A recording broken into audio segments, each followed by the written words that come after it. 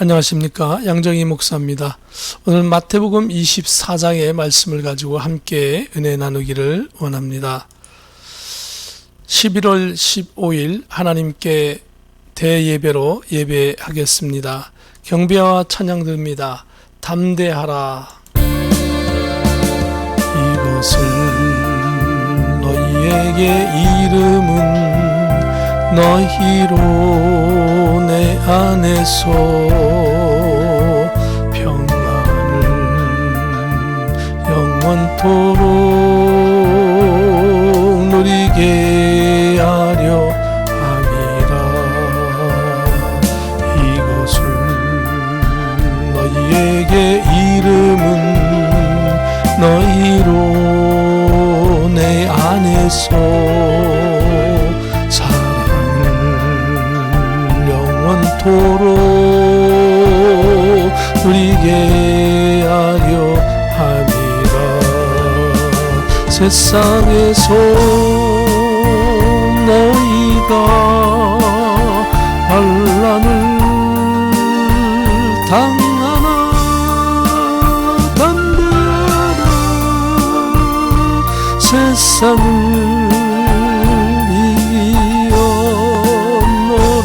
하시니라. 이것을 너희에게 이름은 비로 내 안에서 축복을 영원토록 누리게 하려 함이라.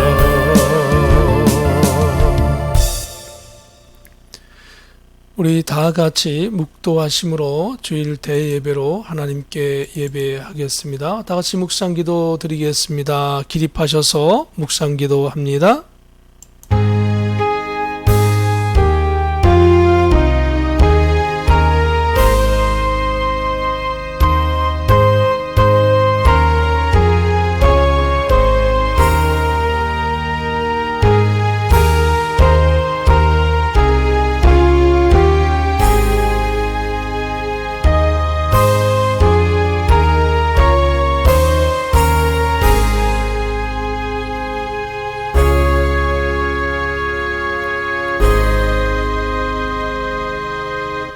여호와여, 내 기도를 들으시고 나의 부르짖음을 주께 상달하게 하소서. 천지는 없어지려니와 주는 영존하시겠고 그것들은 다 옷같이 낡으려니 의복같이 바꾸시면 바뀌려니와 주는 한결같으시고 주의 연대는 무궁하리이다. 아멘. 거룩하신 하나님, 오늘로 동서사방에 흩어진 주의 권속들이 유튜브를 통하여 또한 하나님께 영광 돌려 예배 드립니다. 하나님 홀로 영광 받으시옵소서. 존귀하신 예수 그리스도의 이름으로 기도하옵나이다. 아멘. 사도신경으로 신앙을 고백드립니다.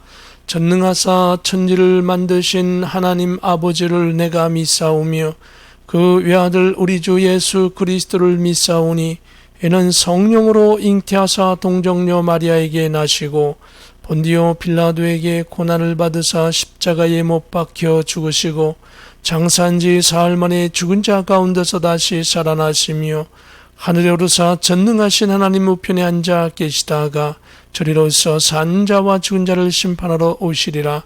성령을 믿사오며 거룩한 공예와 성도가 서로 교통하는 것과 죄를 사하여 주시는 것과 몸이 다시 사는 것과 영원히 사는 것을 믿사옵나이다. 아멘. 찬송가 2장입니다. 찬양 성부 성자 성령 찬송 드리겠습니다. 찬양 성부 성자 성령 삼위일체 신께 영세 무궁하기까지 영광을 돌리세. 영광을 돌리세.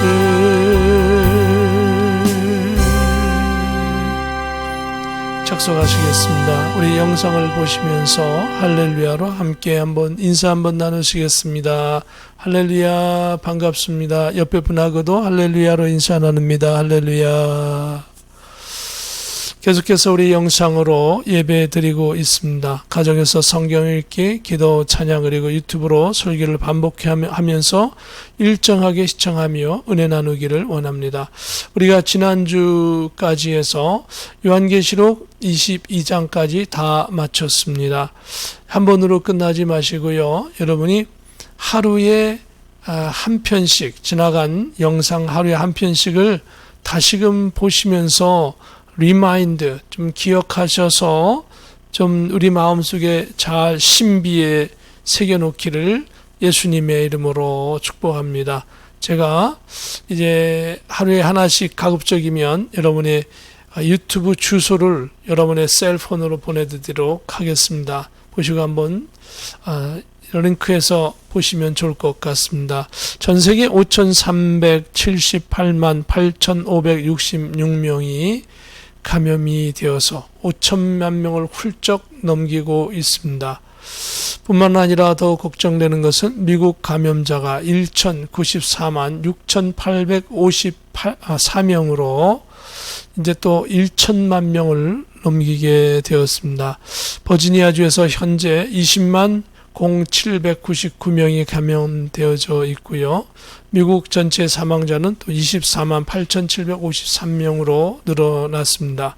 이미 백신이 이제 개발되었습니다. 효능이 아주 좋다라고 알려져 있고 12월부터는 접종이 일부 시작될 것으로 보고 있고 우리 일반인들에게는 1월, 2월 내년 신년도 되면 접종이 시작될 것 같습니다.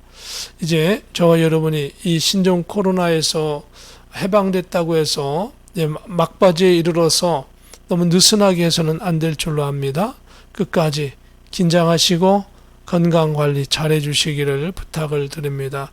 11월 22일은 추수감사주일 예배 저희 사택에서 드리도록 하겠습니다.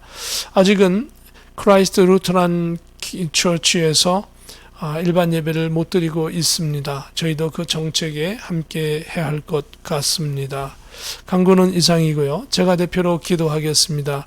거룩하신 하나님 아버지, 구원해 주셔서 감사합니다. 어려움 중에 힘든 가운데 안전하게 하심을 감사합니다. 하나님, 저희들이 어렵지만 힘들지만 하나님 앞에 감사하며 감사를 통하여서 흉악의 결박이 끊어지게 하여 주시고 하나님께 감사함으로 새로운 힘을 얻어나가는 귀한 권속들 되게 하여 주시옵소서. 하나님, 특별히 이 대한민국과 이 미국 땅을 붙잡아 주시고 전 세계 모든 대통령들을 붙잡아 주시어서 대통령들이, 지도자들이 먼저 하나님 앞에 회개하고 무릎 꿇고 나아가 겸손하게 하나님의 뜻을 받들어 나가는 지도자들 되게 하여 주시어서 세계 선교와 빨리 이루어지게 하여 주시고 아멘. 주 오시옵소서. 예수님 재림하시는 그날을 깊이 사모하며 사는 저희들 신앙인들 되게 하여 주시고 이 어려운 시기에 올바른 신앙을 정립하고 여기저기 이단 사슬과 잘못된 신학사상과 신앙관으로 많은 성도들을 미혹하는 이 시대에 온전히 하나님을 바라보고 성경대로 믿고 성경대로 지켜 살아가는 하나님의 권속들 되어서 들어가도 나가도 복이 되게 하시고 믿음으로 승리케 하여 주시옵소서. 저희 월드 비전께 맡겨진 마지막 시대의 사명을 잘 감당하게 하여 주시옵시고 사랑하는 성도들의 가정을 지켜주시어서 이 시대에 하나님의 말씀을 가지고 신실하게 승리하는 성도를 되게 하시고 사회를 섬기고 봉사하는 아름다운 성도들, 가정들 되게 하여 주시옵소서. 이 예배의 시종을 주님 앞에 의탁합니다. 모든 종의 입술을 사용하여 주시고 듣는 우리의 모든 귀를 열어주시며 마음의 문을 열게 하여 주시고 깨닫는 지혜가 있게 하여 주시옵소서. 존귀하신 예수 그리스도의 이름으로 감사하며 기도하옵나이다. 아멘.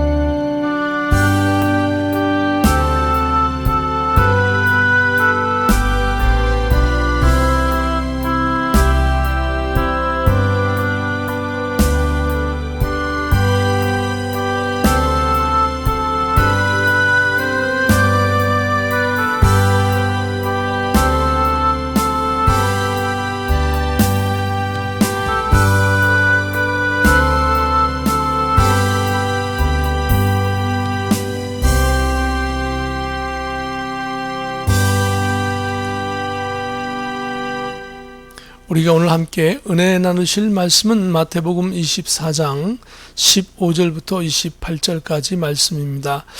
말씀의 본문 속에서 제목을 택하신 자들을 위하여 그 날들을 감하시리라 하신 예수님의 말씀대로 제목을 넣었습니다. 함께 한 목소리로 같이 봉독하시겠습니다.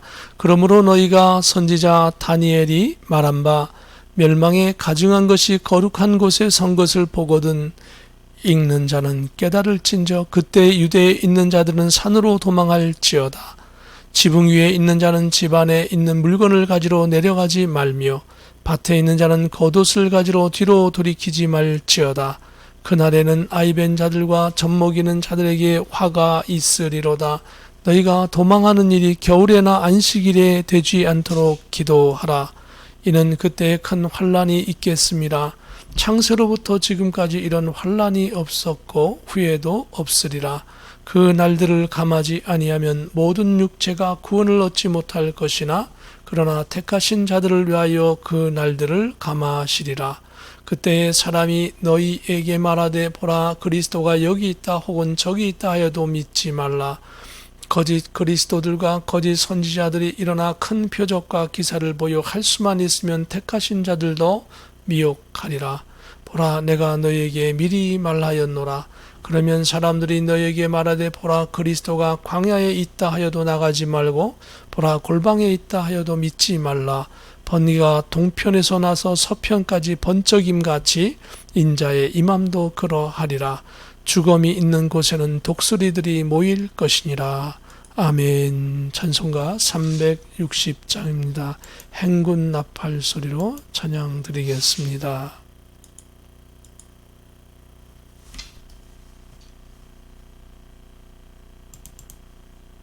행군 나팔 소리로 주의 호령 났으니 십자가의 금기를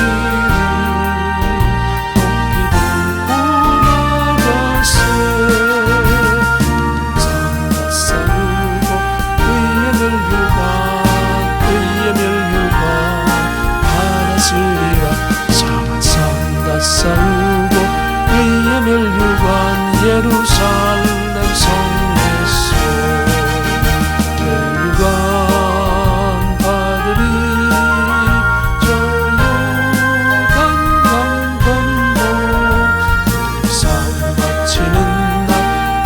멸류관 예루살렘 성에서 깜깜하기 관세를 모두 깨쳐버리고 승리하신 주님과 생존들을 부르세 사랑과 싸우고 의의 멸류관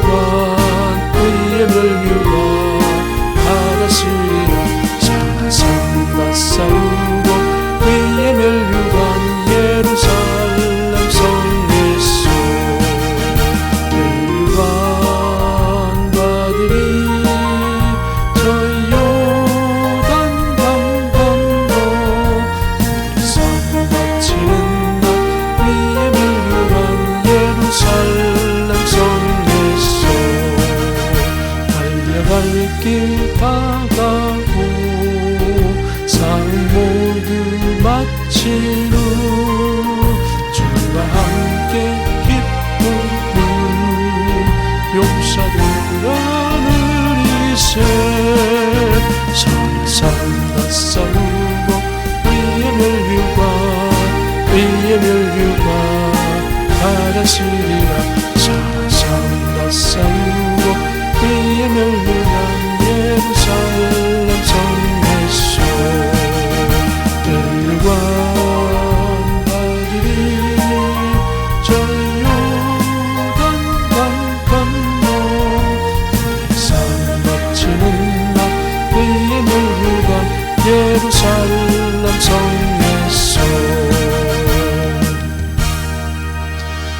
지어진 헌물 봉헌기도 드리겠습니다. 거룩하신 하나님, 오늘도 주의 권속들이 빈손 들고 오지 아니하고 하나님 앞에 헌물을 드립니다. 시간을 드립니다. 마음의 중심을 드립니다. 기도를 드립니다. 우리 하나님 영광 받으시옵소서. 주의 건축들을 사용하여 주시어서 영권, 인권, 물권을 주시고 이 시대의 사회를 섬기며 이끌며 헌신하며 봉사하며 사는 하나님의 성도들로 저들의 가정들로 축복하여 주시어서 저희 들어가도 나가도 복이 되게 하여 주시되 영혼을 구원하게 하여 주시고 교회를 세우고 나라와 민족을 세우고 이 사회를 세우는 하나님의 복된 권속들 되게 하여 주시옵소서. 특별히 사랑하는 성도들의 가정을 붙잡아 주셔서 이 환난 속에서도 팬데믹 속에 어려움 속에 재난 속에서도 이겨나가게 하시고 안전케 하여 주시옵소서. 존귀하신 예수 그리스도의 이름으로 축복하며 기도하옵나이다. 아멘. 오늘 성경 본문은 마태복음 24장 15절부터 28절까지 말씀입니다. 아까 우리가 성경 봉독하며 말씀드린 대로 택하신 자들을 위하여 그날들을 감하시리라 하신 하나님의 말씀 통하여서 함께 이 시간 은혜 나누기를 주님의 이름으로 축복합니다. 먼저 우리 마태복음과 요한계시록의 말씀을 잠깐 살펴볼 필요가 있습니다. 이 마태복음 24장은 예수님께서 제자들에게 하신 말씀입니다. 감람산상, 그러니까 감람산에 있을 때에 제자들이 예수님께 나와서 예수님, 종말의 세상 끝에는 무슨 징조가 있습니까? 라고 제자들이 예수님께 질문을 했고 예수님께서는 거기에 대한 답변을 해 주십니다. 그 내용이 여기 나와 있는데요. 마태복음 24장 예수님께서 답변하신 내용입니다. 가짜 예수의 미혹이 있다.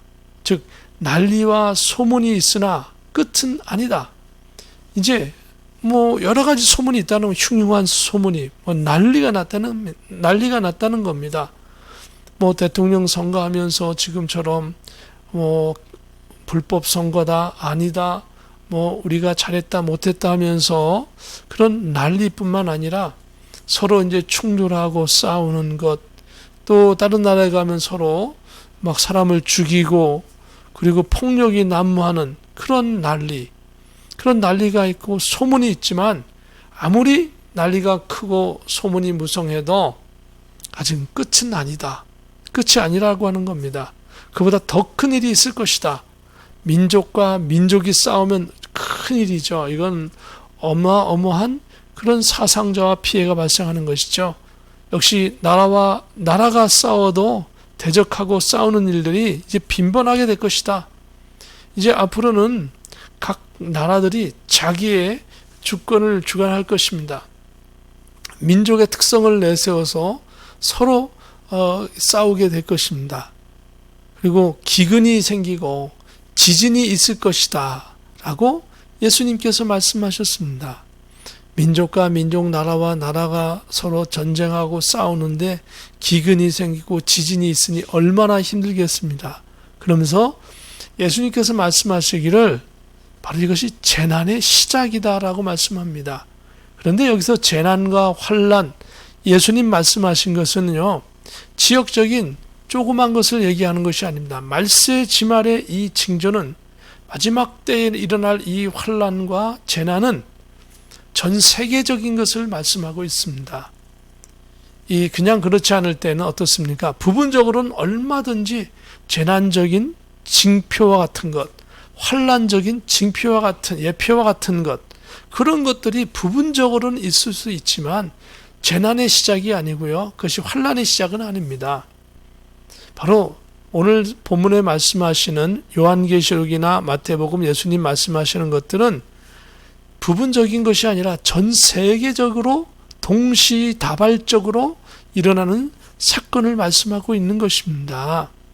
그래서 그냥 북한과 남한이 지역적으로 싸울 수는 있을 것입니다. 예를 들어서 한국과 어떤 나라가 지역적으로 싸울 수는 있지만 그렇게 한 나라와 나라가 그냥 잠깐 싸우는 것이 아니고요. 서로 막 여기저기서 막 싸우는 그런 일이 생긴다는 것입니다.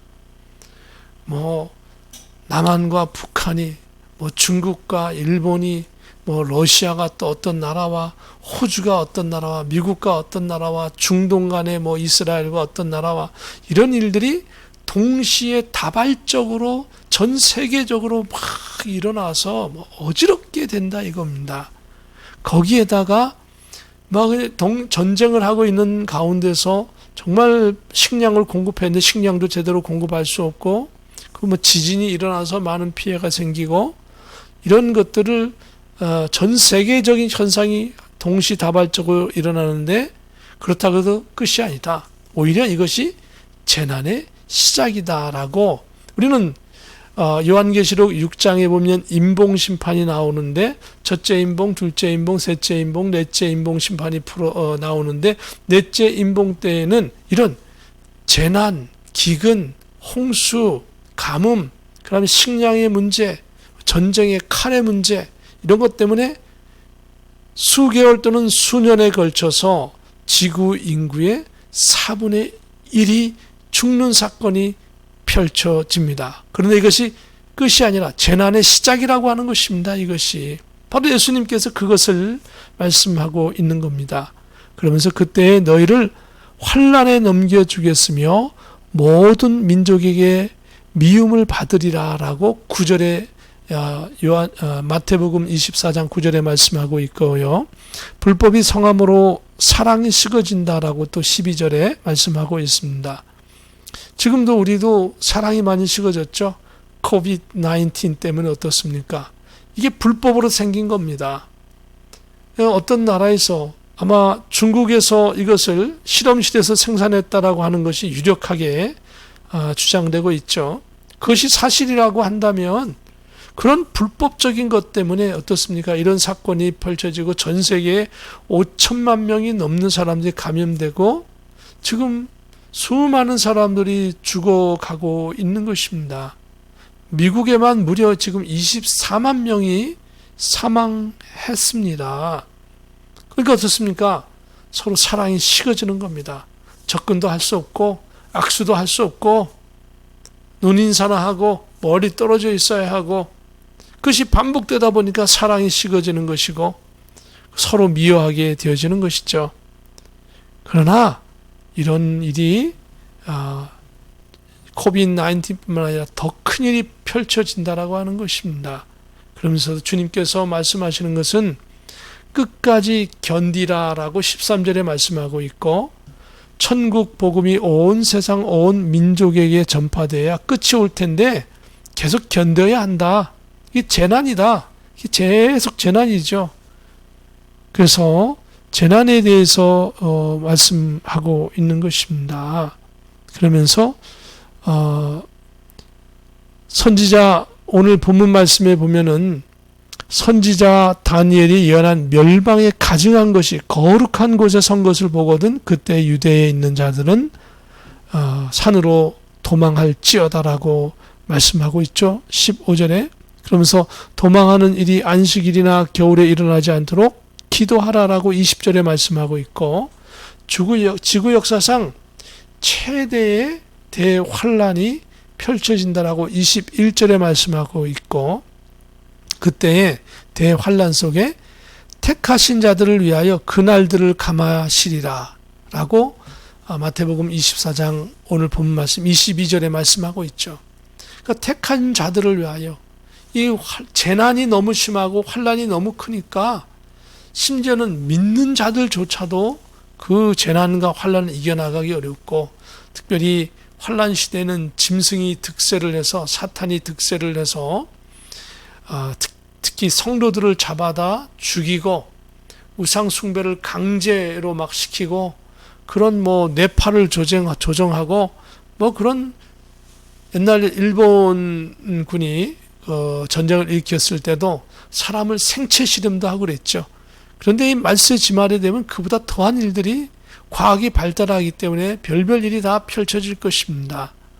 그래서 인간의 뇌 속에 어떤 칩을 집어넣어서 블루투스로 조정하는 실험도 할 것이고, 그것이 환란 시대는 완전히 정착이 되어서 인간이 어떤 IC 칩을 머릿속에 이식을 하거나, 그러면서 머리에 이마에 이식을 하거나 손목에 이식을 해서 사람들을 컨트롤하고 조정하고 관리하는 일들을 짐승의 정부에서 하게 될 것이라고 요한계시록에 제가 설명을 드렸지요. 그런 일들이 펼쳐질 것이다. 그러면서 곳곳에서 거짓 그리스도가 이적을 행하며 미혹한다라고 26절에 말씀합니다. 그래서 이 일이 이후에 번개의 번쩍임처럼 전 세계에 나중에는 예수님께서 재림하실 것이다. 예수님이 재림하시면 어떻게 됩니까? 죽은 성도들이 예수님 재림하시면서 부활체가 되고, 또 살아있는 성도들이 거의 동시에 부활체가 되면서 하늘 낙원으로 이 부활된 부활체의 성도들이 가게 될 것입니다. 그리고 나서는 예수님과 함께 천년 왕국이 진행되어져서 이 부활된 성도들은 그리스도의 제사장이 되어서 천년 동안 예수님과 함께 다스림으로 말미암아 이 다스림의 완성, 창세기 1장 28절에 하나님께서 아담과 하와에게 주었던 다스림이 천년 왕국을 통해서 이루어진다라고 말씀하셨죠. 그러니까 천년 왕국은 없어도 되고 있어도 되는 것이 아니라 신학자에 의해서 없애고 빼고 할 수 있는 게 아니에요. 성경에 있는 그대로 반드시 있어야 하는 것이죠. 이 천년 왕국을 없다고 한다면 심각한 성경을 부정하는 그런 사람이 될 것입니다.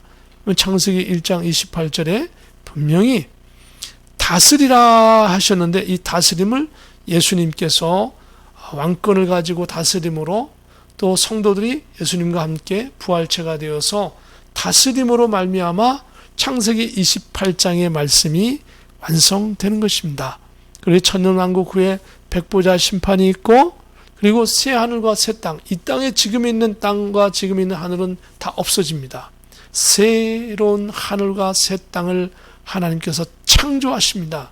창조하시고, 그리고는 그 창조된 새 하늘과 새 땅에서 하늘로부터 새 예루살렘, 지금 있는 예루살렘이 아니에요. 새로운 예루살렘을 12,000 스타디온이나 되는, 가로 세로 높이가 다 똑같아요. 그래서 12,000 스타디온이나 되는 새 예루살렘 성이 하늘로부터 쫙 내려와서 백보자 심판 때 상급을 받은 성도들이 그곳으로 딱 가게 되어지는 것입니다. 그래서 그 상급받은 것을 가지고 영원 무궁토록 살게 되는 것이죠. 그것이 바로 마태복음 24장과 요한계시록의 말씀이 연결되어져 있습니다. 예수님께서는 그것을 아시고 말씀하시는 것이죠. 그래서 오늘 본 말씀 마태복음 24장 15절에 보면, 그러므로 너희가 선지자 다니엘이 말한 바 멸망에 가증한 것이 거룩한 곳에 선 것을 보거든 읽는 자는 깨달을진저. 다니엘의 말씀을 자세히 읽어보고 마태복음의 예수님의 말씀을 듣고 읽은 사람은 이것이 정말 예수님이 이렇게 하셨다면 또 하신다면 틀림없이 다니엘의 말씀은 옳은 것이다. 그러므로 성경은 하나도 뺄 것이 없어요. 성경은 안 지켜지는 거 없어요. 못 이루어지는 것이 없어요. 성경은 반드시 이루어집니다. 하나님의 말씀은 반드시 이루어집니다. 하나님의 말씀을 믿는 성도는 반드시 구원받습니다. 예수님을 영접한 사람은 반드시 구원받습니다. 그러므로 다니엘 선지자의 말씀을 봐야겠죠. 다니엘서 12장 11절 12절에 보면, 매일 드리는 제사를 폐하며 멸망하게 할 가증한 것을 세울 때부터 1291을 지낼 것이요 기다려서 1335일까지 이르는 그 사람은 복이 있으리라. 이렇게 말씀하고 있습니다. 요한계시록과 다니엘서 그리고 마태복음을 비교해 설명해 보면, 장차 적 그리스도에 의하여서 매일 드리는 제사를 폐하고 없이 하는 것이죠. 그리고 멸망케 할 미운 물건을 세울 때에 가증한 우상을 세우는 것이죠. 그것을 기산점으로 하여서 천년 왕국에 이르는 기간으로 보는 그런 견해가 있다 이겁니다. 근데 이건 견해가 아니라 사실은 성경 말씀을 그대로 읽으면 이렇게 되는 것을 알 수 있다. 그런 말씀입니다. 한때, 두때, 반때, 한때는 1년이죠. 두때 하면 또 2년이죠. 합치면 3년이죠. 또 반때 하니까 3년 6개월이죠. 3년 6개월 하면 이게 1260일입니다. 거기다 30일을 더하면 1290일이 될 것이고 또 거기에다 45일을 더하면 1335일이 될 것이다 라고 하는 것입니다. 그래서 혹자는 설명하기를 30일은 적그리스도 통치 42달, 그러니까 1260일이 끝난 후 마지막 7대접 심판으로 온 세상이 황폐케 되어지는 기간이고, 45일은 기다림의 기간으로 황폐한 땅이 다시 회복되는 기간으로 예측이 된다. 그래서 확인할 길은 어떻습니까? 그때 사는 성도들이 직접 눈으로 확인하게 될 것입니다. 그래서 여기서 우리가 알 수 있는 것은 이 말씀이 그렇게 기록되어져 있기 때문에 우리가 보는 겁니다. 다니엘서 8장 13절 14절의 말씀을 한번 읽어보면, 내가 들은즉 한 거룩한 이가 말하더니 다른 거룩한 이가 그 말하는 이에게 묻되, 환상에 나타난 바 매일 드리는 제사와 망하게 하는 죄악에 대한 일과 성소와 백성이 내준 바 되며 짓밟힐 일이 어느 때까지 이를꼬 하매, 이런 성도들이 짓밟히고 성전이 짓밟히고 하는 이런 일이 어느 때까지 그럼 계속되겠습니까? 했더니 14절에 그가 내게 이르되 2300주야, 2300일 정도 되는 거죠. 까지니 그때의 성소가 정결하게 되리라 하였느니라. 여기는 또 다른 날짜를 이야기하고 있습니다. 2300주야, 그러니까 2300일이죠. 또 아까 읽었던 우리가 다니엘서 12장에는 뭐라고 말씀하고 있습니까? 1290일 더하여서 45일을 더하면 1335일까지 이르는 그 사람은 복이 있으리라. 이 복이 있다라고 하는 건, 이 환란 시대에 복이 있는 것은 딱 한 가지밖에 없어요. 그게 뭘까요? 예수님 재림하시는 거 외에는 복 있는 일이 없어요. 성도에게는, 저와 여러분에게는 예수님 재림하시고 예수님과 함께 사는 것이 가장 복된 삶인 줄로 믿습니다. 이 어려운 시대에 여러분의 신앙을 잘 지켜나가는 것이 큰 복된 생활인 줄 믿으시기를 주님의 이름으로 축복합니다. 그래서 요한계시록과 다니엘서를 종합해 보면 성도와 성전은 이미 전환란 3년 6개월, 후환란 3년 6개월이 있고 전환란 3년 6개월이 있는데 합쳐서 7년인데, 이미 여기 2300일 동안 성도들이 어려움을 당할 것이다 라고 하는 이야기는 결국은 전 환란 때부터 벌써 성도들은 어려움을 당할 것이다 라고 하는 것을 예측해 볼 수 있습니다. 그래서 환란 시대는 말 그대로 안 믿는 사람은 환란 받지 않습니다. 왜냐하면 그들은 이미 짐승의 표를 받고 우상을 숭배하고 짐승이 시키는 일을 다 하고 짐승이 준 혜택 받아 먹고 살기 때문에 짐승에게는 고난을 안 당해요. 오히려 하나님께 징벌을 받겠죠, 언젠가는. 그런데 성도들은 짐승에게 협조를 하지 않아요. 짐승에게 협조를 하지 않으니까 어떻게 됩니까? 짐승으로부터 고난받는 것, 이게 환난인 것입니다. 그런데 한두 사람, 한 나라에만 그렇게 하는 것이 아니라 전 세계 모든 나라에 있는 사람들이, 예수 믿는 모든 사람들은 다 같이 환난받는 시기, 이게 대환난, 특별히 이제 전 3년 반부터 시작해서 후 3년 반 동안은 아주 극심하게 될 것입니다. 그나마 전 3년 6개월 동안에는 예배도 이렇게 뭐 유튜브로 드리든지 아니면 뭐 개인적으로 이렇게 아는 사람끼리 만나서 드리든지 뭐 이런 가능성이 있습니다. 뭐 숨어서 드리든지 하는 가능성이 있어요. 그런데 후 환란 3년 6개월 동안에는 그렇게 하지 못합니다. 이 짐승이 전 세계의 패권을 차지했다고 요한계시록에 말씀하고 있습니다. 그때는 기술이 엄청나게 발달해서 지금도 사람들을 다 감시할 것으로 작정하면 감시할 수 있습니다. 그때는 감시 정도가 아닙니다. 감시는 당연합니다. 그래서 짐승표를 안 받는 사람은 아예 예배를 드릴 수 없습니다. 교회는 완전히 폐쇄되어 있습니다. 그러면 유튜브로 하지, 유튜브는 이미 짐승의 정부가 다 장악해서 마치 중국 공산당이 철저하게 지금 구글 사용 못합니다. 유튜브 사용도 못합니다. 중국 공산당이 원하는 그 범위 안에서만 사용할 수 있고 그 범위에서 어긋나면 어떤 사람도 다 잡아다가 그냥 죽이든지 감옥에 집어넣어버리고 마는 것이 현재 중국 공산당의 현실인데, 중국 공산당은 될 것도 아닙니다. 그보다 더 악랄하고 오직 짐승의 부속물로 사람들을 여기는 그러한 세력이 세워지는 것입니다. 요한계시록에는 그것을 말씀하고 있습니다. 그러한 세력들이 세워져서 사람들을 감시하고 사람들을 통제하고 하는데, 특별히 신앙을 통제하더라 이겁니다. 신앙을 통제해서 사람들에게 아주 어려움을 주고 사람들이 고통스럽게 하는 것이죠. 그런 일들을 당하는 것이 환란 시대인 것입니다. 환란 시대는 신앙생활을 할 수 없고, 환란 시대는 신앙생활을 하면 죽임을 당하고, 그러므로 그때 중요한 게 뭡니까? 신앙생활 환란 시대 전에, 재난 시대 전에 지금 저와 여러분의 신앙을 찰청립해 놓으셔야만 합니다. 그래서 요한계시록의 전체의 내용을 이 도표를 통해서 좀 살펴보기를 원합니다. 제가 좀 같이 가면서 살펴보겠습니다.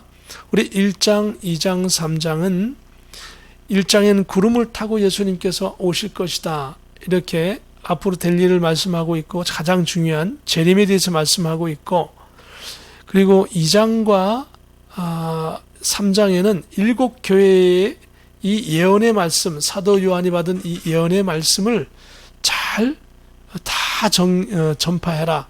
7교회는 전 세계 교회를 대표하는 겁니다. 왜냐하면 그때 당시에는 다른 나라에 특별히 부흥되는 교회가 없었어요. 이스라엘과 이스라엘 주변에 소아시아 지역에 교회가 있었지 다른 지역에는 교회가 없었습니다. 그러므로 소아시아에 있는 7교회는 전 세계 교회를 대표하는 것이죠.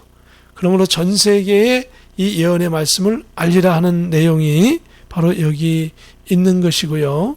4장, 5장에는 하늘 보좌를 중심으로 구성된 그 천사들과 그리고 하나님 주변에 있는 24장로와 네 생물이 어떻게 하나님의 일을 하는가, 하나님을 보좌하고 있는가를 4장, 5장에 말씀하고 있고요. 6장에는 인봉심판에 대해서 말씀하고 있습니다. 비로소 여기서 인봉심판에 대해서 얘기하고 있고, 중요한 것이 네 번째 인봉 때에는 칼과 기근과 그 다음에 흉년과 그리고 어떤 전염병과 여러 가지 전쟁과 이런 것으로 인하여 수년간에 걸쳐서 지구의 인구 4분의 1이 급속도로 죽는 그런 대사건이 바로 6장에서 펼쳐지는 것입니다. 그래서 6장, 7장, 8장, 9장, 10장까지는 바로 재난인 것입니다. 갈수록 재난이 심해져요. 심지어는 요한계시록 9장에 보면은 지구 인구 3분의 1이 이때는 동시에 한날 한시에 동시에 죽는 사건이 생깁니다. 그래서 아마 추측하건대 아마 핵전쟁이 아닐까 싶습니다. 인간이 지금 핵무기를 개발했는데 그 수백 발을 한꺼번에 수백 수천 발을 한꺼번에 다 서로를 쏘게 된다면 지구 인구 3분의 1이 한꺼번에 동시에 죽게 되는 것이죠. 뭐 그런 일들이 9장에 펼쳐집니다. 그럼에도 이것은 환란이 아니에요. 재난이에요. 왜요? 아까 말씀드렸죠. 환란은 바로 신앙적인 핍박으로 인하여 받는 것이, 전 세계적으로 핍박받는 것이 환난이고요. 재난은 믿는 사람이든 안 믿는 사람이든 같이 고통받는 게 재난인 거예요. 지진이 일어나면 믿는 사람도 고통받고 안 믿는 사람도 고통 같이 받습니다. 그렇죠? 핵전쟁이 일어나면 믿는 사람도 죽을 수 있고 안 믿는 사람도 죽을 수 있어요. 그래서 이런 것들은 뭡니까? 힘들고 괴롭고 정말 고통스럽지만 재난인 것입니다. 그러나 바로 11장에는 짐승의 세력들이 지금 벌써 등장을 해서 성전 바깥마당, 성도들의 활동을 제어하는 일이 생기는 것입니다. 그리고 12장에는 예수님에 대한 출현에 대한 여러 가지 역할에 대한 것을 성경 전반적으로 12장에 여러 가지 비유를 들으면서 말씀하고 있고요. 13장, 11장 성도들의 바깥마당을 활동을 제약하는 일들이 펼쳐지는데 3년 6개월 동안 계속됩니다. 11장은 13장서부터 18장 바벨론의 완전히 이 짐승 세력이 본부와 같은 바벨론 성이 완전히 무너지는 그때까지, 이거를 후환란 3년 6개월입니다. 특별히 13장이 아주 중요한 것은 여기 바다 짐승과 땅의 짐승이 출현하고 이것으로 인하여서 42개월간 이들이 다스리는데, 특히 짐승의 표를 666 또는 짐승의 숫자 666 또는 짐승의 표를 받게 합니다. 그리고 이 표를 받는 사람은 어떤 사람도 구원받을 수 없습니다. 어떤 사람도. 성경은 그렇게 이야기합니다. 어떤 사람은 구원받는 이유가 뭔가? 우리 지금 생각으로는, 아니 표 좀 받으면 어때? 이만한 손목에 받고 나서 짐승 앞에 따라주는 척하고는, 아니 나 혼자 마음속으로 예수님 믿으면 되지. 근데 그게 불가능합니다. 이 시대가 되어지면.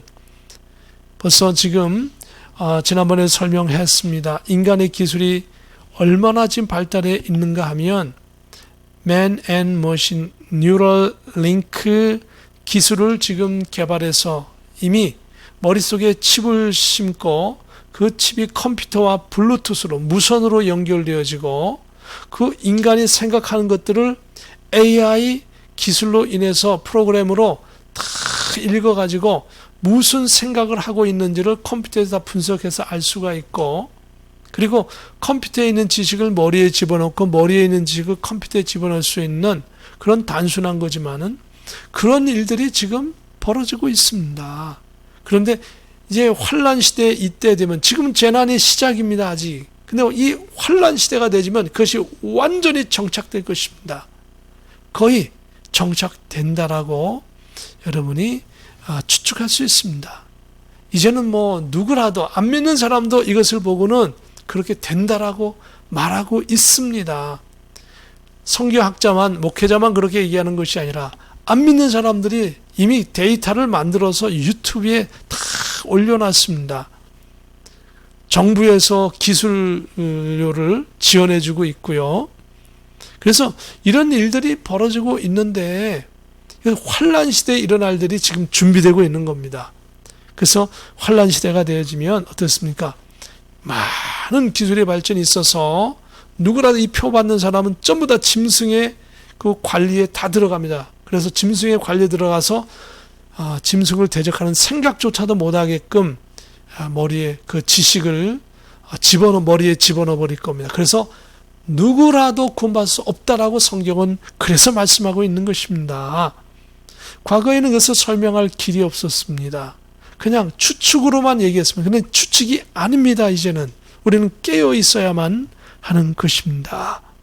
그래서 18장까지 바벨론의 완전 패망까지, 19장 어린 양의 혼인잔치가 있고, 바로 20장에는 천년왕국 백보자 심판이 있고, 백보자 심판 후에 새하늘과 새 땅, 생명수강, 새 예루살렘 성 나오죠. 그러니까 오늘 예수님께서 말씀하신 것은, 오늘 본문은 바로 이 13장부터 18장까지의 말씀을, 긴 요 모든 많은 사건을 아주 짤막하게 압축해서 말씀하고 있는 것입니다. 예수님께서. 그래서 이 내용을 볼 때에 어떻습니까? 이것을 알아야 마태복음 24장의 말씀, 예수님이 지금 요한계시록의 13장서부터 18장의 말씀을 하고 있구나라고 알 수 있는 것이고, 요한계시록의 말씀을 잘 알고 있어야 바로 마태복음의 말씀을 술술술 이해하고 금방 넘어갈 수 있는 것입니다. 그러므로 계속해서 본다면 마태복음 24장 8절부터 14절에 본 이 모든 것은 재난의 시작이니라 그러면서 말씀하고 있죠. 그리고 다니엘서 7장에 보면은 여기에 하나님의 예수님의 그 모습을 얘기하고 있고, 다니엘서 또 12장에는 이 말씀이 이루어지는 때는 이러한 일이 세상에 펼쳐질 것이다. 예수님이 재림하시기 전에 환난 시대의 모습은 뭐냐? 간단히 얘기하면 환난 시대에는 다니엘서 12장 요 4절에 보면 다니엘아 마지막 때까지 이 말을 간수하고 이 글을 봉함하라. 많은 사람이 빨리 왕래하며, 이제 자동차로 이젠 앞으로는 자율주행차가 나와서요 스스로 움직입니다. 벌써 이제 모든 기술 완비되고 마지막 손만 보고 있는 거 아시죠? 빨리 왕래하며 지식이 더하리라. 자, 우리가 인터넷 지식 어마어마하게 지금 막 습득하죠. 이제는 요리학원 안 갑니다. 요리학원 안 가고 뭐합니까? 유튜브로 보고 따라서 집에서 부엌에서 지금 하고 있죠. 요리. 이런 시대입니다. 지식이 어마어마하게 하지만 이것은 될 것도 아닙니다. 그냥 통째로 지식을 머릿속에 블루투스로 집어넣어 버립니다.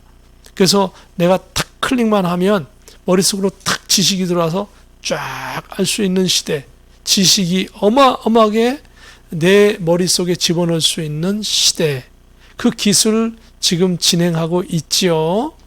진행하고 있으니 어떻습니까? 그것이 거의 완성될 쯤에는 환란 시대로 접어들겠죠. 뭐 그런 시대가 됐습니다. 그래서 그런 말씀이 뭡니까? 기록되어 있습니다. 이렇게 요한계시록 1장 3절에 이 예언의 말씀을 읽는 자와 듣는 자와 그 가운데 기록한 것을 지키는 자는 복이 있나니 때가 가까움이라.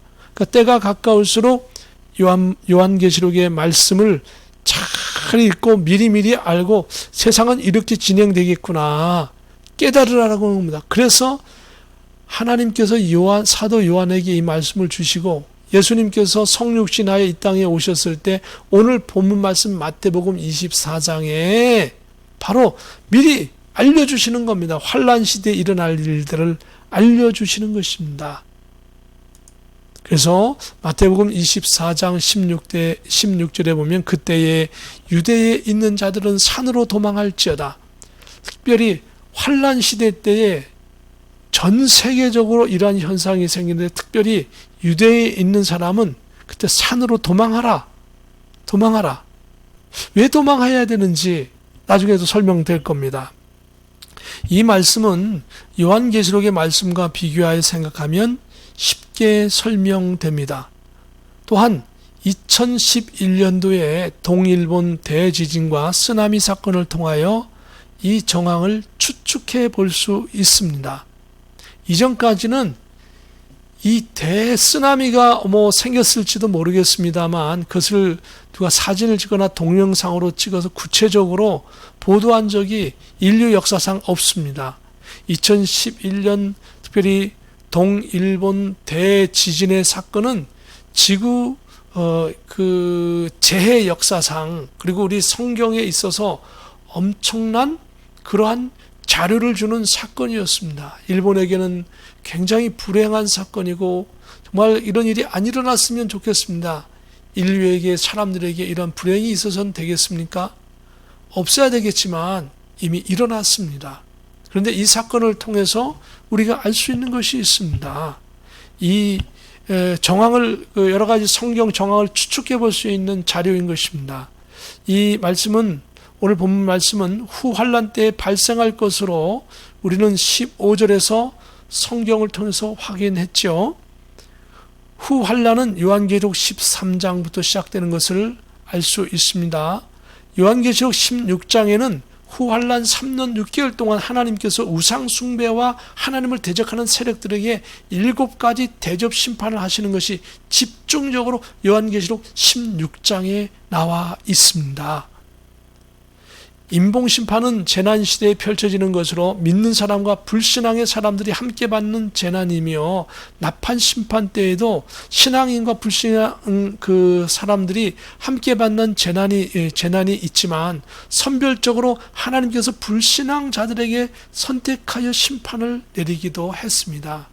그러나 이 대접심판은 대부분 짐승을 따르는 불신앙자들에게 집중하여 심판을 하는 것입니다. 오늘 이 인봉심판이나 나팔심판은 믿는 사람도 안 믿는 사람도 같이 막 영향을 받고 지진의 피해를 보고 막 그러지만은, 이 대접심판은 요한계시록 16장에 오면 이 대접심판은 오로지 짐승들과 짐승을 따르는 그 세력들에게 아주 선별적으로 구분해가지고 마구 하나님께서 내리는 심판이 대부분인 것입니다. 물론 믿는 사람도 어려움을 당하겠지만, 그러나 하나님께서 초자연적으로 안 믿는, 특히 하나님을 대적하는 이 사탄의 세력들에게 하나님께서 내리시는 것입니다. 요한계시록 16장 17절 18절에 보면, 7째 천사가 그 대접을 공중에 쏟음에 큰 음성이 성전에서부터 보좌로부터 나서 이르되 하시니, 번개와 음성들과 우레소리가 있고 또 큰 진이 있어 얼마나 큰지 사람이 땅에 있어 온 이래로 이같이 큰 지진이 없었더라. 결국은 마태복음 24장 16절에 그때 유대에 있는 자들은 산으로 도망할지어다 하는 그 이유가 뭡니까? 계시록에 나와 있는 것입니다. 계시록 16장에 큰 지진이 있고, 번개와 음성과 우레소리가 있고, 하늘에 막 번개가 막 어마어마한 번개가 막 내리고 천둥이 막 치고, 근데 우리가 이제까지 경험했던 그런 정도의 천둥과 번개가 아닙니다. 번개가 막 땅으로 떨어지면서 사람이 번개에 맞아 죽고, 동물들이 막 번개에 맞아 죽고, 번개에 막 불이 일어나고, 뿐만 아니라 막 지진이, 어마어마한 인류 역사상 최대의 지진이 일어나는데, 땅이 조금 갈라서 도로가 깨지고 집이 깨지는 그런 지진이 아니고, 2011년 동일본 대지진, 그 정도는 약과라고 하는 것입니다. 그보다 더한 지진이 유대에만 있는 것이 아니라 전 세계적으로 막 동시, 어떤 데는 막 같은 날 같은 시간에 일어나고, 어떤 데는 막 그 다음날 일어나고, 막 일주일 후에 일어나고, 막 동시다발적으로 전 세계에서 한꺼번에 막 일어나는 겁니다. 큰 지진과 천둥과 번개가 있을 수 없는 일들이 일어나게 되어지는 것이죠. 바로 그러한 사건이 생길 때에 유대에 있는 사람들 산으로 빨리 도망가라 이겁니다. 왜 그런지 조금 이따 설명 또 할 겁니다. 육지의 집들과 모든 시설이 다 무너질 것입니다. 폭발하고 아수라장이 되는데, 거기에 바다에서 일어나는 이런 큰 지진은 어떻습니까? 막 갑자기 바다 해저에서 폭발해서 막 지진이 일어나니까 바다가 막 소용돌이 치면서 어마어마한 그런 바다가 하늘로 치솟아가지고 수백 메타까지 하늘로 올라가가지고 그것이 육지를 향해서 막 내달릴 것입니다. 그래서 수백 킬로미터의 속도로 막 육지로 향해서 막 오니까, 육지에 있는 사람이 저 멀리 막 파도가 물결이 막 올라오는데, 그것을 보고 무조건 도망가는데, 어디로 도망가야 됩니까? 높은 곳으로. 그래서 오늘 마태복음 24장 16절에는 그때 유대에 있는 자들은 성전으로 도망갈다, 집으로 도망가라, 그런 얘기 아니고 어디요? 산으로 도망갈지어다. 한마디로 높은 곳으로 도망가라 라고 하는 것입니다. 그 다음 사진을 한번 볼까요? 이것은 실제 일어난, 이건 영화가 아닙니다. 이 사진들은 실제의 일본에서 일어난 동일본 대지진의 사진을 거의 대부분 요 갖다 붙여놓은 겁니다. 제가 저작권 문제가 있으니까 사진 전체를 안 하고 부분적으로만 조금씩 잘라가지고 여기 있습니다. 자, 여기 맨 왼쪽에 있는 건 어떻습니까? 방파제가 있는데 방파제를 바닷물이 넘어와 버렸어요. 방파제 옆에 있던 자동차들이 장난감보다도 못하게 그냥 찌그러지고 그냥 물에 휩쓸려 가버립니다. 큰 자동차도 필요 없고, 심지어는 어떻습니까? 여기 배가 있는데요. 이런 어마어마하게 큰 배들도 바로 떠내려와 가지고 육지로 온 겁니다. 물이 빠져나가니까 빠져나가지 못해서 배가 육지에 있고, 주변에 있는 그 집들이나 모든 것이 다 완전히 박살이 나버리고 말았고요. 여기 3층 집이 있는데 이 3층 집도 어떻습니까? 정말 간신히 보존되어 있는 거죠. 이 집보다도 더 큰 배가 육지로 올라와 있습니다. 쓰나미 때문에요. 일본 대지진 때문에요. 이 어떤 곳은 이 높은 빌딩이 있는데도 빌딩보다도 훨씬 높은 파도가, 이 쓰나미가 덮치는 모습을 볼 수 있고요. 그리고 그 쓰나미가 빠져나가면서 들어오면서 가스가 폭발하고 전기가 일어나서 합선이 일어나고 그러면서 불이 일어나고, 그래서 도시 전체가 막 불타버리고 원자력 발전소가 폭발해버리고 그런 사건이 생겼죠. 근데 여기 보십시오. 여기 산이 있고 나무가 있죠. 여기 밑에 산 아래에 있는 집들은 다 이렇게 수장돼 버리고 말았습니다.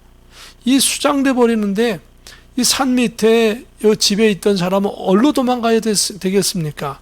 아까 말씀하셨죠. 그때 유대에 있는 자들은 산으로 도망할지어다. 여기 있는 사람은 이 나무가 있는 산으로 도망가야만 살 수 있어요. 마지막 시대에 도망가야 되는 거 산으로. 예수님께서 그것을 미리 말씀하고 계시는 거예요. 환난 때니까.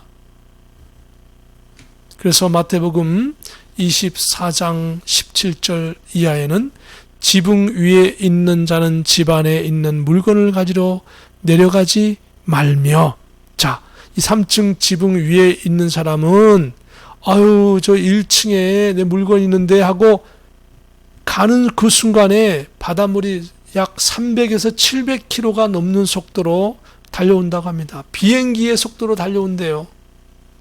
어마어마한 속도로 달려옵니다. 그렇게 빨리 달려옵니다. 이게. 그래서 딱 달려오는데 내려갔다 하면 죽는 것이죠. 집안에 있는 물건을 가지러 내려가지도 말래요. 목숨부터 살고 봐야 되지 않느냐.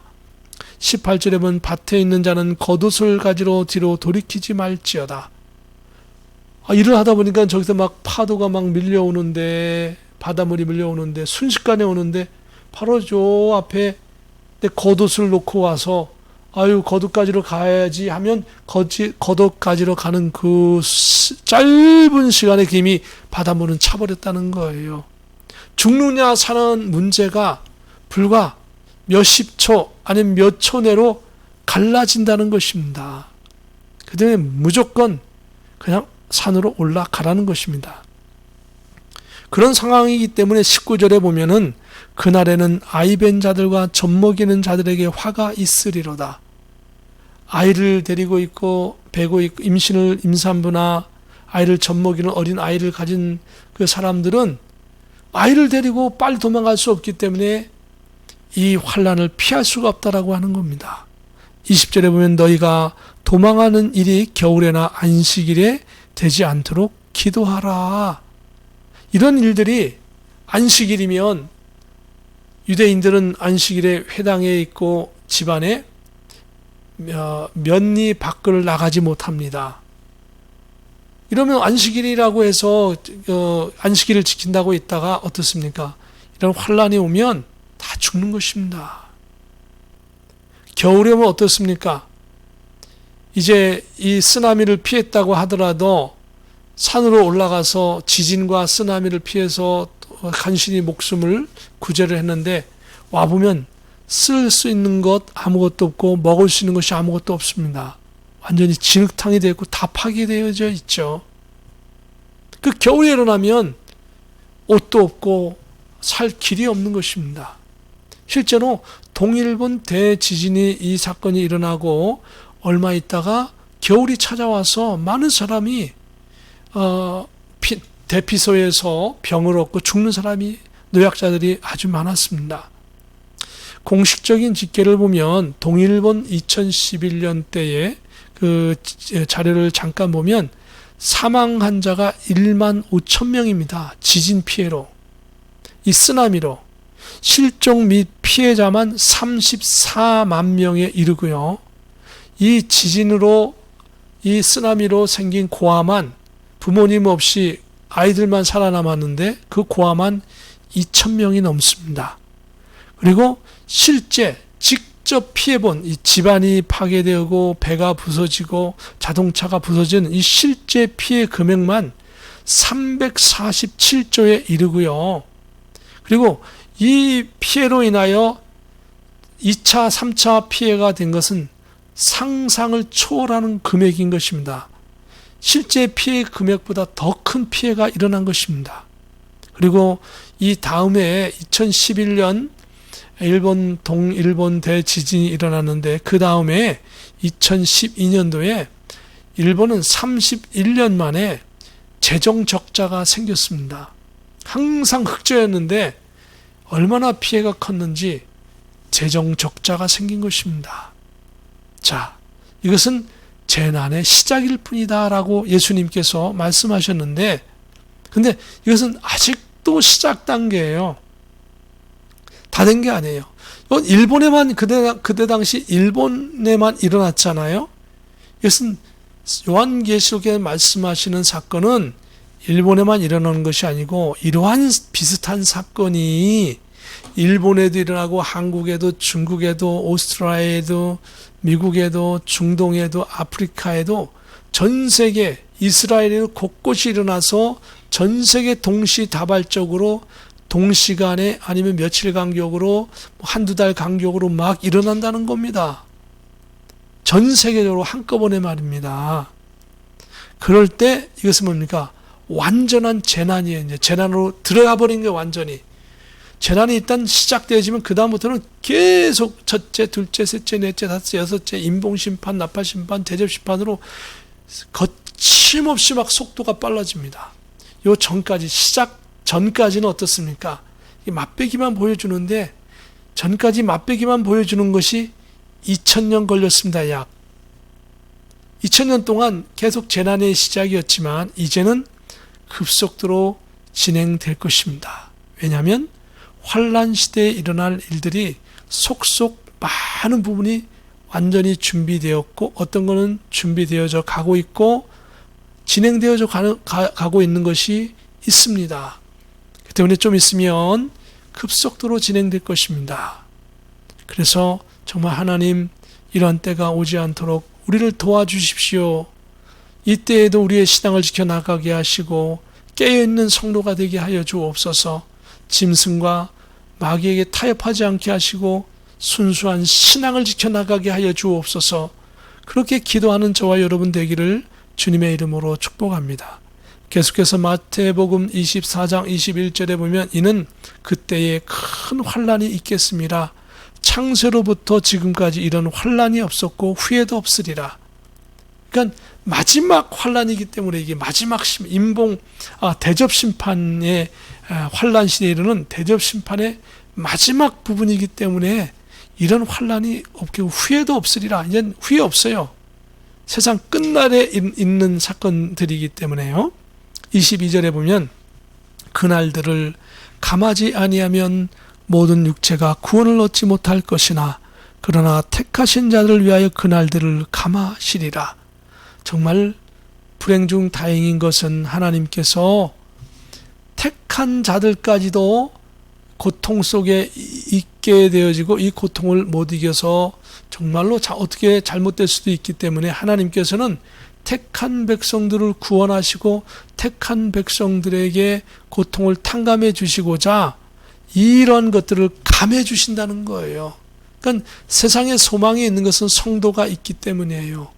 올바른 성도가 있음으로 말미암아 대환란을 받을 것을 하나님께서 막아주시는 거예요. 미국의 장래는 성도들에게 달려 있어요. 대한민국의 장래는 성도들에 달려 있어요.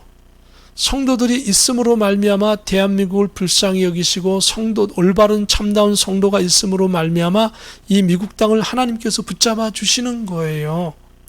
택하신 자들을 위하여 그날들을 감하시리라 라고 주님께서 말씀하십니다. 정말 중요한 말씀이죠. 여러분 택함을 받았습니다.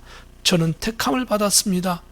우리가 있기 때문에 하나님께서 마지막 날에도 그 고난을 탕감해 주시고 피할 길을 주시고 이겨나갈 힘을 주시는 것입니다.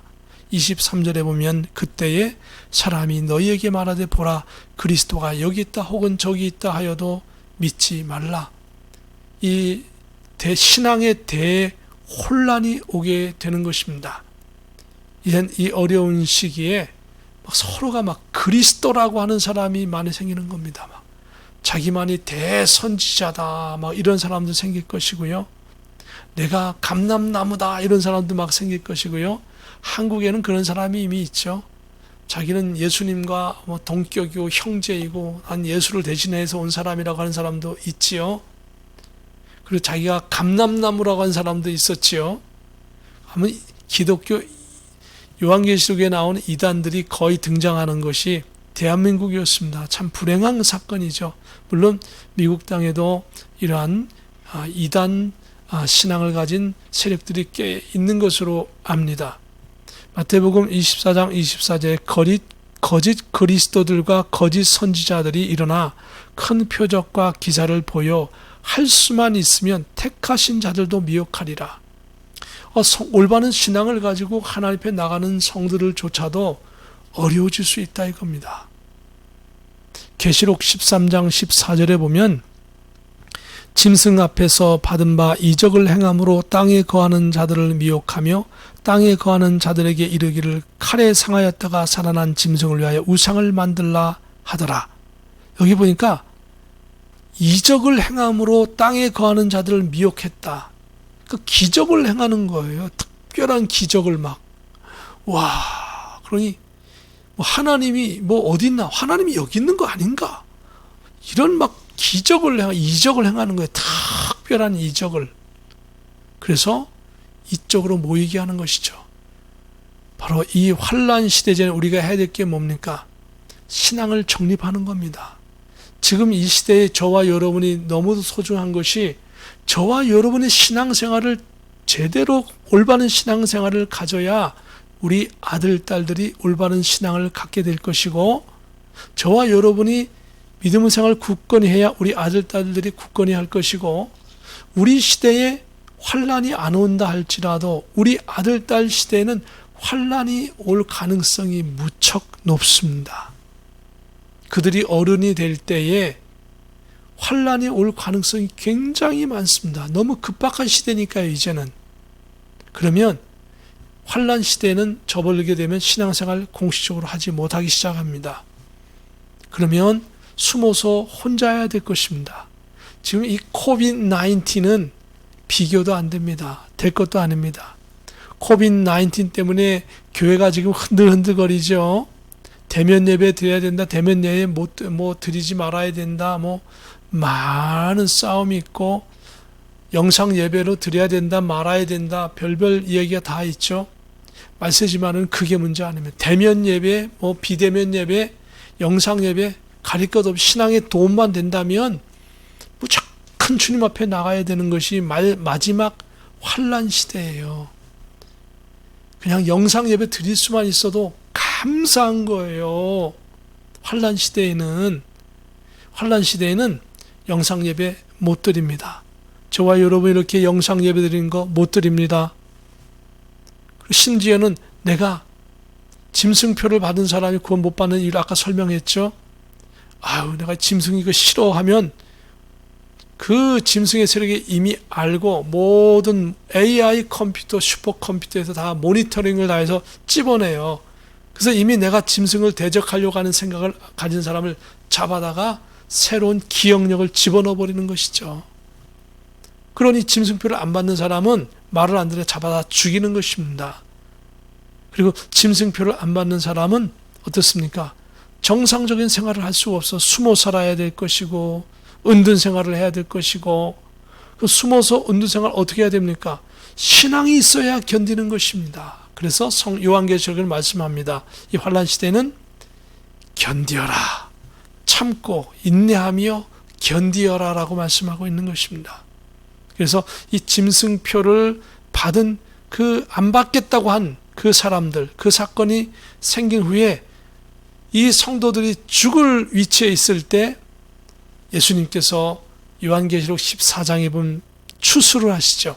유대인도 14만 4천 명을 추수하시고 지구에 있는 전 성도들을 추수하는 장면이 요한계시록 14장에 나오는데, 예수님이 재림하시지 않았음에도 불구하고 이 성도들이 시온산, 즉 하늘에 올라가 있는 모습이 목격되는데, 이것이 아주 신비로운 사건입니다. 성경에 더 이상 설명하지 않기 때문에 설명할 수 없어요. 저도 알 수가 없어요. 어떻게 하셨는지.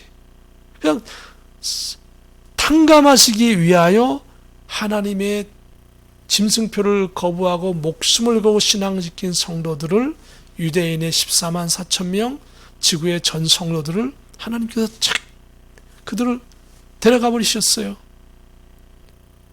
그거 외에는 설명할 길이 없어요. 아마 그때 되면, 저와 여러분이 그 상황이 되면 눈으로 보아 알 수 있겠죠. 그러니까 모르는 것을 아는 척할 수는 없어요. 그리고 그걸 아는 척하고 설명해봤자 소용이 없어요. 그렇죠? 그 시대 사람들이 알 수 있는 거예요. 그 시대의 사람만이 알 수 있는 것은 거기에 맡기면 돼요. 그러나 우리 시대에 필요한 우리의 신앙을 우리가 지켜나가야 하는 것이죠. 그래서 미혹받지 않으려면 올바른 신앙 가져야 한다. 여러분, 저와 여러분이 올바른 신앙 가지고 주님 앞에 서기를 예수님의 이름으로 축복합니다. 마태복음 24장 25절에 보면, 보라 내가 너희에게 미리 말하였노라. 예수님 미리 이렇게 말하니까 깨어서 좀 지켜라. 내가 이렇게 귀에 못이 박히도록 말하지 않느냐. 마태복음 24장 26절에 그러면 사람들이 너에게 말하되, 보라 그리스도가 광야에 있다 하여도 나가지 말고, 보라 골방에 있다 하여도 믿지 말라. 성도들은 환난 전에 큰 재난이 오기 전에 올바른 신앙관을 확립해야 합니다. 성경을 바로 알고 주님의 재림을 준비하며 임박한 재난과 다가올 환난을 준비하는 가장 중요한 것은 올바른 신앙관 확립입니다. 짐승, 마귀로 인해 혼자서도 고립되어서도 신앙을 지킬 수 있는 신앙을 가져야만 합니다. 코비드-19 때문에 현재 많은 사람들이 신앙을 잃어버리고 신앙이 약한 사람은 떨어져 나가는 현상을 볼 수 있죠. 이 환난 시대는 어마어마한 핍박이 있을 것입니다. 그런 가운데도 신앙을 지켜나가기를 주님의 이름으로 축복합니다. 27절에 번개가 동편에서 나서 서편까지 번쩍임같이 인자의 임함도 그러하리라. 데살로니가전서 4장 13절부터 17절까지는 예수님의 재림에 대한 성도들의 휴거 또는 하늘로 들려 올림을 받는 부활체가 되는 사건을 자세히 설명하고 있죠. 참고하시기 바라고요. 28절에 죽음이 있는 곳에는 독수리들이 모일 것이니라. 이 이야기는, 마태복음 24장의 이야기는 결국은 요한계시록 19장의 마지막 모든 사탄의 짐승의 세력, 그 취중의 그 짐승을 따른 모든 세력을 다 하나님께서 요한계시록 19장 21절에 보면 예수님께서 재림하시고 나서, 그리고 어린 양의 혼인잔치를 하고 백마를 타고 천군 천사들과 부활한 성도들과 함께 다 지나가서 마지막 마귀의 세력을, 남은 잔전의 모든 세력을 다 죽여버립니다. 그렇죠? 그래서 19장 21절이 그 내용입니다. 그 나머지는 말탄 자의 입으로부터 나오는 검의 죽음에 모든 새가 그들의 살로 배불리더라. 그 시신이 있는데 모든 새들이 다 모여들어서 그 시신을 쪼아먹게 만드는 사건이 있는데, 그것을 마태복음에 또다시 설명하고 있는 거예요. 죽음이 있는 곳에는 독수리들이 모일 것이니라 라고 말씀하고 있습니다. 사랑하는 성도 여러분, 이제 예수님께서 마태복음 24장에서 환난 시대에 일어날 일들을 이렇게 정확하게 말씀하고 있고, 요한계시록에 다 기록되어져 있고, 일부 사건들은 이미 이 땅에서 예표적으로 하나님께서 조금씩 보여주셔서 아직 본격적인 대재난이나 대환란의 시대는 아니지만 미리 보여주셔서 깨달으라고 하는 것입니다. 저와 여러분이 오늘도 주님의 이름으로 승리해서 마지막 때에도 탕감해 주시는 그분께서 오늘도 여러분의 어렵고 힘든 일들을 주님께 아뢰기만 하면 예수님 탕감해 주십니다. 아직도 주님을 모르시고 예수님을 안 믿는 분이 계시다면 이 영상을 보시고 주님 앞에 나오십시오.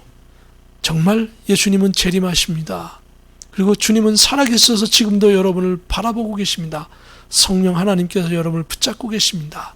주님을 바라보고 나가시고 우리 모두가 예수 그리스도의 이름으로 승리하는 저와 여러분 되기를 주님의 이름으로 축복합니다. 기도합니다. 거룩하신 하나님 아버지 은혜를 감사합니다.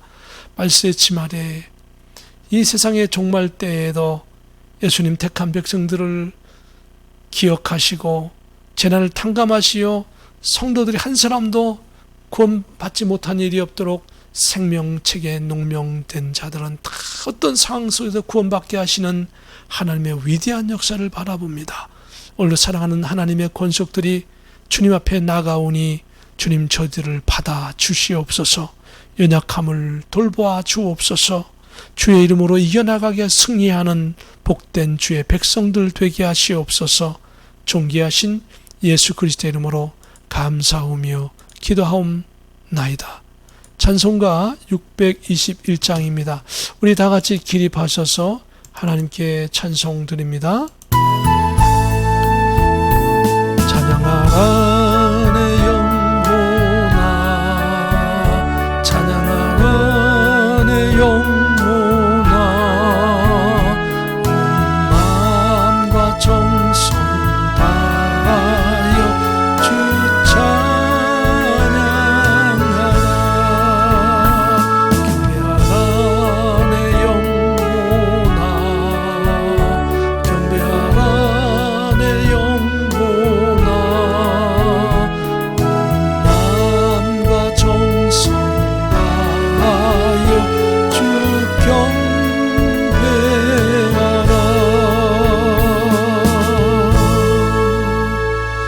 하나님께 기도합니다. 거룩하신 하나님 은혜를 감사합니다. 하나님의 은혜가 아니면 우리가 어떻게 살 수 있습니까? 주님의 은혜로 살아가오니 저를 불쌍히 보셔서 재난의 시대에, 하나님 환난의 시대에도 주님 바라보며 신앙을 지켜 승리하는 주의 권속들 되게 하시옵소서. 지금은 우리 주 예수 그리스도의 크신 은혜와 하나님의 참 평강과 성령님의 역사하심이 오늘 하나님 앞에 예배하는 모든 성도들에게 영원무궁토록 함께 계실지어다. 아멘.